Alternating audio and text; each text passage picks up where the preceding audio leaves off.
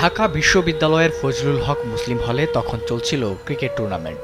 এমন সময় তোফাজ্জল নামের এক যুবক হলে ঢুকলে শিক্ষার্থীরা এর আগের মোবাইল চুরির ঘটনায় চোর সন্দেহে তাকে আটক করেন। কয়েক দফায় তাকে পেটায় একদল শিক্ষার্থী। মারের আগে তোফাজ্জলকে ভাত খাওয়ানো হয় হল ক্যান্টিনে। নির্মমভাবে পেটানোর পর মধ্যরাতে ঢাকা মেডিকেল কলেজ হাসপাতালে নেওয়া হয় তাকে। তবে দায়িত্বরত চিকিৎসক জানান তোফাজ্জল আর বেঁচে নেই।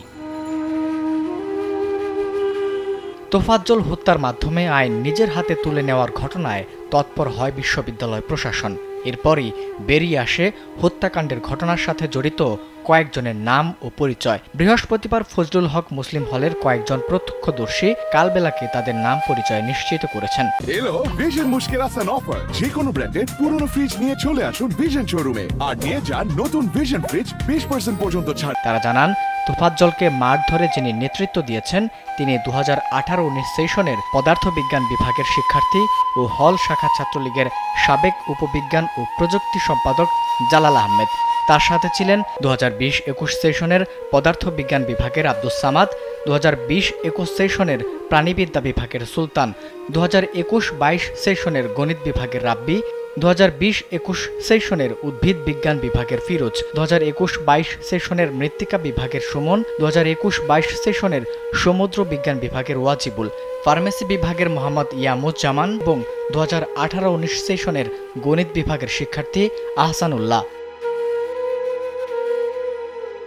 হত্যাকাণ্ডে প্রত্যক্ষভাবে জড়িত ছাত্রলীগের পোস্টধারী ওয়াজিবুল এবং হল শাখা ছাত্রলীগের বিজ্ঞান ও প্রযুক্তি বিষয়ক উপসম্পাদক জালাল আহমেদ কিভাবে হলে অবস্থান করছিলেন তা নিয়ে প্রশ্ন তোলেন শিক্ষার্থীরা। ছাত্রলীগ নেতাদের যারা পুনর্বাসনের ব্যবস্থা করে দিয়েছে তাদের প্রতি যারা সহানুভূতি প্রদর্শন করল তাদের ওপর কি কোনোভাবেই এই হত্যাকাণ্ডের দায় বর্তায় না, এমন প্রশ্ন রাখেন তারা। ঢাকা বিশ্ববিদ্যালয়ের প্রক্টর সাইফুদ্দিন আহমেদ কালবেলাকে জানান, বিষয়টি তিনি জানার পর এবং খোঁজ খবর নেওয়ার পর ফজলুল হক মুসলিম হলের প্রাধ্যক্ষকে ঘটনায় জড়িতদের চিহ্নিত করে আজকের মধ্যেই হলের বিধি অনুযায়ী হল পর্যায়ে সর্বোচ্চ শাস্তি নিশ্চিতের জন্য বলেছেন। আশা করছেন এরপর একটি তদন্ত কমিটি গঠন করা হবে। সেই কমিটির সুপারিশ অনুযায়ী বিশ্ববিদ্যালয় পর্যায়ে ব্যবস্থা গ্রহণ করা হবে। বিশ্ববিদ্যালয়ে যেন দ্বিতীয়বার এমন ঘটনা না ঘটে সেই ব্যবস্থাও তারা নেবেন বলে জানিয়েছেন তিনি।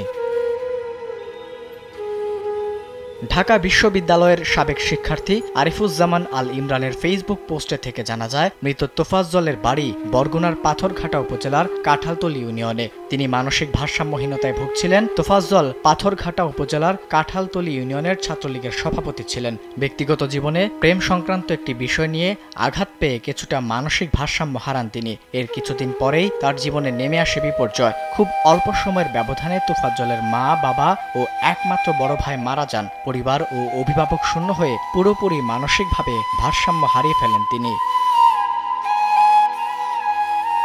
আবিদ হাসান, কালবেলা।